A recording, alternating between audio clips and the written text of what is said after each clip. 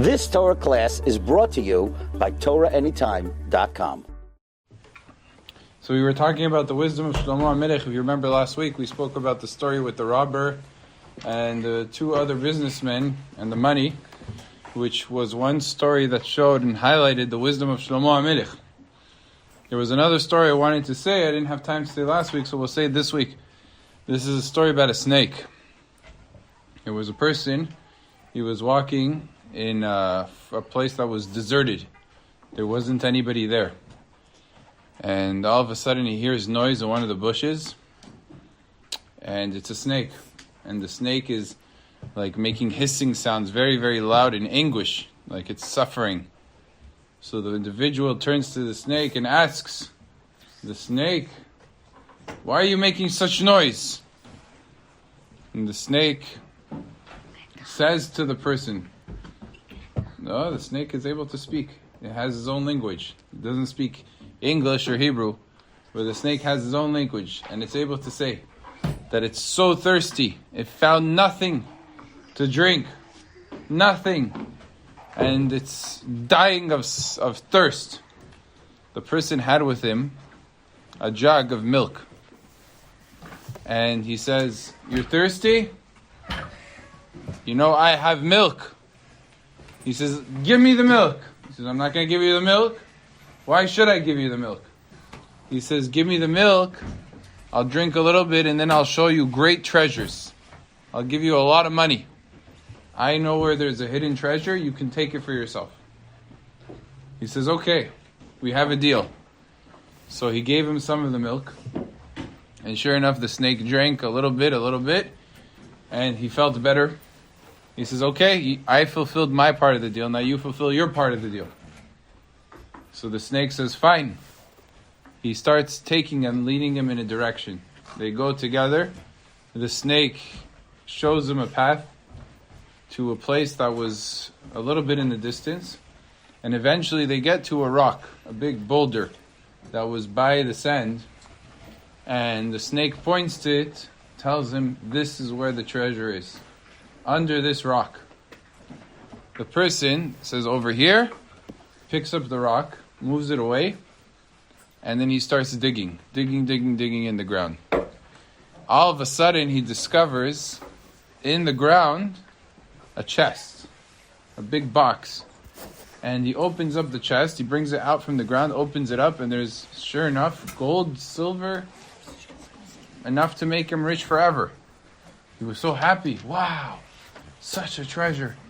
He closes up the box, he's ready to take it back, put it on his back, and get ready to go. All of a sudden, he feels the snake from behind, wrapping himself, choking him, strangling him. "What are you doing?" Says the snake, "I'm killing you." "Why?" "For taking my treasure." The snake is not known for being so honest. The snake is very treacherous. He's deceiving. He tells you one thing and he does another. It says in the Torah, "Ve'ata teshufenu akev." The snake bites the heel of a person and kills him with his poison. "I'm going to kill you." He says, "I'm taking you to Shlomo HaMelech to try us if what you're doing is following the Torah and the Halakha." The snake had no choice. They come to Shlomo HaMelech. How does this person walks to Shlomo HaMelech with the snake around him, strangling him? That's how he goes into Shlomo HaMelech. And Shlomo HaMelech sees this and immediately says to the snake, "What are you doing?" "I'm looking to kill this person." "Why do you seek to kill him?" "Because it says so in the Torah. Hu ve'ata teshufenu akev." So what does Shlomo HaMelech tell him? He says, "Snake, you came before me to trial, bedin." In trial, every Baal Din, every person who's standing trial, has to stand independently. You want me to judge the case? You have to get off of him. You stand here, and then I try the case. So the snake unravels himself from the person and goes to one of the sides, and the person goes to the other side. He turns to the snake and says, "What did you say? What was your claim? Say it again." He says, "My claim is what says in the Torah. The Torah gave me permission to kill him." Where does it say so in the Torah? Ata teshufenu akev. He gave a mitzvah to the snake to kill a person because the person ate from the Etz Hadat. Because Adam ate from the tree that God told him not to eat from, the snake was given permission to kill Adam. So I want to fulfill my mitzvah. Shlomo HaMelech says, very good. Ve'ata teshufenu akef. And to you, Mr. Man, it says, Hu yeshufecha rosh. Now the person hears that Shlomo HaMelech said psak, that he is allowed to go ahead as the man. The Torah gave him a mitzvah to step on the head of the snake. What does he do? He runs to the snake, crushes him, and kills them right then and there, fulfilling the psak of the king Shlomo HaMelech. Shlomo HaMelech, in his wisdom, was able, through the Torah, to save the person from dying, and to the opposite, kill the snake that was creating problem and treachery. That's another story of the wisdom of Shlomo HaMelech. What I wanted to talk today about was a different element, not of the wisdom of Shlomo per se, but the kingship of Shlomo. As we said last week, Shlomo HaMelech wakes up from his dream, a dream where he asked for wisdom from God. And we said when he woke up, he realized that he had divine wisdom from HaKadosh Baruch Hu. You know what the Midrash says? How does he know that he has divine wisdom? It says he heard two things. He heard, number one, tziporim mitzaftzefim, birds that are chirping. And he heard hamor noher. He heard a donkey going ahead and making a big sigh, a big sound. I don't know how many of you ever heard a real donkey. I don't know how many people have seen a real donkey. But donkeys, when they want, they could be very quiet. But when they make a noise, it's really loud. You could hear it from a very, very far distance. There's a nehira of a donkey, sounds very loud. So Shlomo HaMelech hears these two things, and he realizes that he understands what they're saying. So what the Midrash in the Yalkut Shimoni brings this down. The Midrash is very, very short. It doesn't elaborate more than that. But there's a fascinating Midrash that's very scarce. It's a rare Midrash. I looked from it in many, many Sfarim. I could not find the Midrash in print. It was only brought down in a source that quotes a Midrash Rabbati of Mishle Rabbati of Shlomo HaMelech. And this Midrash is brought down in a sefer called Divrei HaYamim Asher Li Shlomo HaMelech. The extensive Midrash takes the Yalkut Shimoni and breaks it down. What is it that Shlomo HaMelech hears where he understands that the wisdom was given to him? So the birds and the donkey was not just chosen as an example randomly, but rather it has real deep implications to a much more complicated story that actually took place when Shlomo HaMelech wakes up. Shlomo HaMelech awoken, was in his palace, and all of a sudden he looks out of the window and he sees the birds chirping. And he begins to realize that he understands what the birds are saying. And what were they saying to one another? One bird turns to the other birds and says, as they're chirping and singing and doing all of these things that birds usually do in the morning. You see them, you look outside in a beautiful day, you hear them early in the morning, and it sounds very pleasant. The bird is speaking to the other birds and says to the other birds, did you hear the announcement, the declaration they made in Shamayim? Did you pay attention? They said Shlomo, the son of David, is going to be king, not just over people, but even over all of the birds, even over us. And here we are, while Shlomo HaMelech is looking at us and paying attention to us from his window. And what are we doing? We're chirping and we're dancing and we're singing, as opposed to showing honor to the king. That's dangerous. Maybe he's going to go get upset at us and kill us all. I think we should run away as fast as we can from here before his anger and ire is unleashed on us. So one of the birds says, and Shlomo HaMelech is hearing this, the other bird says, what are you talking about? Are you crazy? There is no such announcement that was made in Shamayim. All of this is totally untrue. Shlomo HaMelech cannot be king over us. He could be king over people. The basic requirement to be a king is you have to be ruling over. Now please tell me, How can Shlomo HaMelech, who lives on land, rule over us, birds that are much higher than him? We're able to soar in the Shamayim. We're up there in the heavens, and our king is going to be stuck on land looking up to us. Does that make sense? That the king can rule over when he has to look up to them? That's what the second bird goes ahead and says. And finishes the thought. He says, the only ruler that we have is the big bird. That is our melech. That is our king. And he is the one that rules over us. Shlomo HaMelech hears this conversation. He smiles. And then he speaks to the birds and sends them a command. I want all the birds that are outside to come and present themselves before me. And if they refuse to come, I will send Malachei Habbalah, very dangerous angels, to come and destroy all of you. The birds hear Shlomo HaMelech and a very thunderous voice.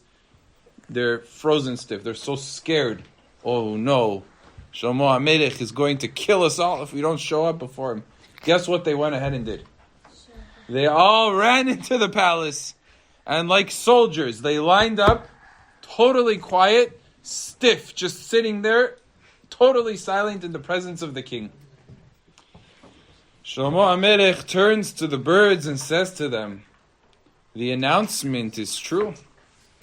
I, Shlomo, am not just king over people. I am king also over all of the birds. That is the truth. And what this bird that was saying, how can it be, is right. How can you have a king who's on land rule over the birds that are up in the heavens? But since this bird is only half right, I'm going to choose this bird for its punishment of doubting my kingship. The punishment that this bird is going to have is it's going to have to bring the king of the birds over here to my palace. Now the bird hears this. The king of the birds is going to come. Who's this king of the birds? Shlomo HaMelech says, I'm going to write what is in Hebrew called the pitka. It's a letter, a small little note. And I'm going to place it around your neck to the bird. And you're going to go to this island, this area called Tadmol. And in Tadmol, you will see very, very high up in the mountains, there's going to be a big nest. And in that nest is going to have a nishir, which in English translates to an eagle. The eagles. And you will go there and you will give this to the big nishir. This nishir is no simple bird. It's a bird that has been the king of all of the other birds for 1,500 years. It's been alive for that long, 1,500 years. It was the king, and it's not a bird that's like this big. It's the size of a horse. It's so big. It was the size of the horse of Shlomo HaMelech, and it was perfectly white.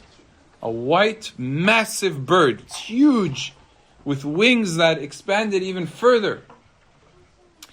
And this little bird chirping had to now go to the king and send this letter.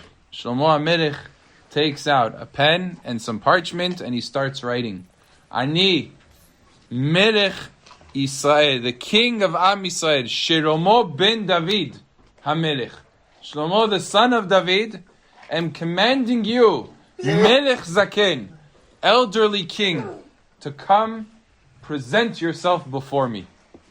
Takes the letter, puts it on the board. Now go. Sends that bird. The bird starts flying out the window and disappears. A day passes. 2 days passes. 5 days pass. Shlomo HaMelech is in his palace. And he's talking to his ministers, people all around. And the palace that he was, it was good, nice weather. It was called the Hatzar Bet HaMelech, the courtyard of the king. It was open. All of a sudden they see from a beautiful day the shadow that casts above them. And they look up and they see this massive bird. They've never seen such a bird in their lives. A white, majestic, powerful looking bird coming and swooping down to the palace. And all of the guards of Shlomo HaMelech are frightened. They're so scared, they're thinking to run away. The only person who's calm is Shlomo himself. He says to everybody, stop what you're doing. Stand down.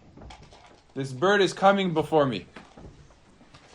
The bird shows up and lands right in the palace, right by Shlomo. And on its back was that little bird, was on his back. And Shlomo HaMelech calls the little bird over, takes the note that was attached to its neck and removes it and puts it in his pocket and tells the bird, you're free to go. The small little bird runs away, and Shlomo HaMelech now speaks to this big, massive, horse-liking size eagle and says to it, you're going to now be in my service. I am the king, not just of Am Yisrael, but I am the king of all of the birds. And I will now ride on top of you. And you will take me to Tadmo, and we will circle the entire area, and then we will come back. And sure enough, Shlomo HaMelech gets on top of the bird. He takes a little bit of supplies with him, a little bit of food, to have on the way. And he goes on top of the bird, and they ride away. Disappear. 3 days, Shlomo HaMelech is not in the palace. Where's Shlomo? Where's Shlomo? They saw him go out onto the sky in the distance, and they didn't know where he was. After 3 days, Shlomo HaMelech out of nowhere shows up again on top of the bird and comes back to the palace. He sits on his throne, and while he is on his throne, he tells the bird, now, every 30 days, you are to come before me. I command you, as the king of Am Yisrael, to come before me, where I can ride you again, so that every single one of the birds will know that I am the king that is able to go even higher than the king of the birds, and thereby declare my rulership over the birds as well. And sure enough, that's exactly what happened. And every single time, every month, after 30 days, the bird would come back. And Shlomo HaMelech would ride it. And then it would come back again, another 30 days. And this is how all the birds knew that Shlomo HaMelech was king over them. But that's not the end of it. There was a time, a few days after the dreams of Shlomo HaMelech, where he is granted his wish by HaKadosh Baruch Hu, where he's riding on his horse that I explained. His horse was a big, beautiful white stallion. He would ride on it, and to his right was Benayahu ben Yehoyada. You remember him? Benayahu was the top general of Shlomo's army. And behind both of them was the army itself. All the generals, all the ministers were riding behind them. Shlomo decided to go out in the open field. Smell the scenery, the beauty. See Marabuma Asech Hashem, the beauty of the world of HaKadosh Baruch Hu. And as they were riding along, they see two donkeys. They see two donkeys. And one donkey turns to the other donkey. Says, did you hear? They said that Shlomo HaMelech is going to be king over all of the Hayot HaSadeh, all of the animal life on the land. He is king over us as well. Now, the second donkey, excuse the language, but he relieved himself in the presence of Shlomo HaMelech. And the first donkey looks at him and says, how can you do such a thing? In the presence of the king, you did something that was not in the honor of the king. He's going to kill you. He says, don't worry about it. How is it possible that he's going to be king over us? First of all, a king can only be appointed a king over anything if he understands it. HaKadosh Baruch Hu won't let a person be a king over an animal, because a person cannot understand what the needs of the animal are, because it's not it. It's not going to get it. So therefore, HaKadosh Baruch Hu will never appoint Shlomo HaMelech to be king over animals. And besides for that, if he's a king over the animals, then it must be that he can't be scared of the animals. And we know who our true king is. Who's the king of the animals? The lion. Imagine if our king, the lion, would stand before Shlomo and roar. Shlomo HaMelech would be terrified before the lion. You imagine a lion roar, even if it wouldn't be a big lion, even if it was a kfir, a young lion, and would be in his presence, and would gaze at him and look at him with fear, with anger, then Shlomo HaMelech would break down in front of it. He is going to be a king over the animals. The lion is the king over the animals. Now Shlomo HaMelech is hearing this conversation. He's hearing it. He calls over the two donkeys. He says, "Come over here, please." He says to the two donkeys, the first donkey is right, but the second donkey is not wrong either.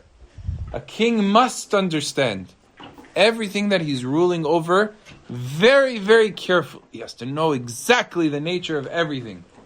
But you know what the Torah says? Yodea tzaddik nefesh behemto. A tzaddik understands even the animals. He's able to tap in to the emotions and the sensitivities of the animals. And you said that I'm going to be scared of a lion. You think a lion scares me? I'll show you that the lion's going to be scared of me. Your punishment, he turns to the donkey. He says to him, takes out from his pocket, remember what he had in his pocket? The piktka. He takes from the pocket the letter that he wrote to the Melech Zaken. Take this. Go to the city of Tadmol. Over there's going to be a lion's den. Now you can imagine the donkey is not so excited. He hears that he is supposed to go take a message to the king of all of the animals, the lion. It's not just any lion. It's a special white lion. Big beast. Huge. White lion. Majestic. And he's supposed to go into the lion's den and somehow manage to survive. Because lions, they like to eat. Donkeys too. He starts shaking. The donkey starts crying before Shlomo. He says, please don't send me. Shlomo says, don't worry. You'll take this note and no one's going to touch you. Everybody's going to respect you until you get to the king. And the donkey is sent on a mission to go to the lion. Sure enough, Shlomo HaMelech sends it away. A week passes, 2 weeks pass. Shlomo HaMelech hears nothing. A whole month passes, and all of a sudden, Shlomo HaMelech is judging a case, and there was this loud roar that he hears. The whole palace heard it. All of the guards started shaking, and they didn't know what was happening. Where was that roar from? What's going on? And another time, the lion gets a little bit closer. They still can't see it. Roars, huge roar. By this time, all the guards already fainted. They were all on the floor. They could barely move. They were so afraid of the noise of the lion. I don't know if you ever heard, Naftali, if you heard what a sound of a lion, you wouldn't be laughing. You stand before a lion, and it has that roar. It's a roar that's so deep, and it scares you to the heart. It's almost like, have you ever heard like lightning in the middle of the night? You know how the lightning sounds so powerful that you get scared, even though there's nothing to be scared of. You get scared just from the noise of it. The roar of the lion, you're frozen stiff. All of the guards were so afraid. And all of a sudden, the lion shows up. And it's huge. And it looks intimidating and frightening. Everybody sees that. And they were running away. They started crawling away. They couldn't even get on their feet. They were just so scared. Shlomo HaMelech says, enough. Do not be scared. Do not be afraid. The lion walks in to the palace of Shlomo. And it jumps up on its two legs and lets out one of the loudest roars that you've heard. But Shlomo HaMelech sits on his throne, unintimidated by the lion. He simply does one thing. He takes his sharvit, his scepter, which was made out of gold, and lifts it up. And as he lifts it up, the lion understands right away. I am Shlomo HaMelech, and I am the ruler of even the king of all the other animals. I am the ruler of the lion himself. And what happens? The lion immediately sees Shlomo HaMelech on the throne with the scepter, and he crouches before Shlomo HaMelech and walks over to Shlomo crouched, like mamash, on his four legs, just going crouched, walking in that way to Shlomo HaMelech to show that it's in the service of the true king, Melech Yisrael. Shlomo HaMelech goes to the lion, tells his guards, feed him. First thing, give him food. They feed the lion, he eats. Shlomo HaMelech takes him and says, put a saddle on him. Instead of riding his white horse, he was now riding a white lion with beautiful eyes, with such a majestic presence. Shlomo HaMelech was on top, and he goes and they travel. Shlomo HaMelech goes for a whole week traveling with the lion, comes back after a week, and commands the lion to show before him every 30 days. Every month, the lion was commanded to come back to Shlomo HaMelech. So it came out, there was a rotation. Every 15 days, he would ride the eagle, and then another 15 days, the lion would come. And then another 15 days, the eagle would come back, because that's a month. And then another 15 days, the lion. So constantly there was a rotation between the eagle and the lion, and Shlomo HaMelech would be able to go. It says that he would travel to the city of Tadmor. On the eagle, it would take him 1 day. On the lion, he would go in 3 days, because it's longer to travel by land. He establishes the city, and this is how Shlomo HaMelech has reign, not just where he is, but in all of the other places. So we now know about A, the wisdom of Shlomo HaMelech, and B, about not just the wisdom, but the kingship of Shlomo HaMelech, and the power that he reigned over not just people, but even the animals themselves. And soon we will learn about how Shlomo HaMelech was king over things that aren't even in this world, but in higher worlds of the angels and the Melachim themselves, and how Shlomo HaMelech ruled over them too. You've just experienced another Torah class brought to you by TorahAnytime.com.